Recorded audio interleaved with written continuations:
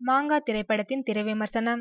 ஆராய்ச்சியாளர் ஐன்ஸ்டீனை மானசீக குருவாக ஏற்று ஓசோனில் ஏற்பட்டுள்ள ஓட்டையை ராக்கெட் அனுப்பி அடைக்க வேண்டும் என்ற லட்சியத்தோடு முழுநேர ஆராய்ச்சியில் ஈடுபட்டு வருகிறார் பிரேம்ஜி அமரன்.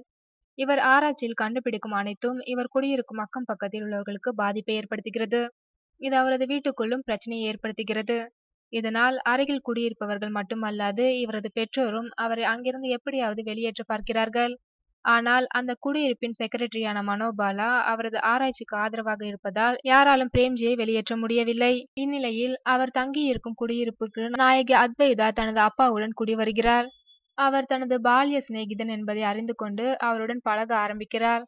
நாளடைவில் அது காதலாக மாறுகின்றது.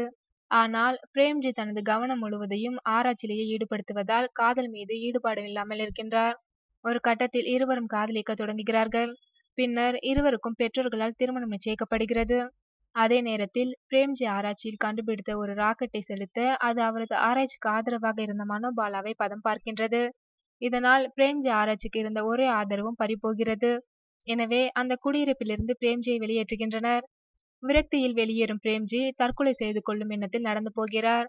அப்போது ஒரு போஸ்டர் அவரது கைக்கு கிடைக்கின்றது. அதில் 30ற்கும் மேற்பட்டோர் இறந்து போன ஒரு பாழடைந்த வீட்டில் தங்கினால் ஒரு குறிப்பிட்ட தொகை பரிசாக கிடைக்கும் என்று அச்சிடப்பட்டிருக்கிறது. தற்கொலை செய்து கொள்ள துணிந்து போன பிரேம்ஜி அந்த வீட்டில் சென்று தற்கொலை செய்து கொள்ள முடிவு செய்கிறார். அந்த வீட்டில் சென்று பிரேம்ஜி தற்கொலை செய்து கொண்டாரா அல்லது மனம் மாறி தனது ஆராய்ச்சியை தொடர்ந்தாரா என்பதே மாங்கா படத்தின் மீதி கதை.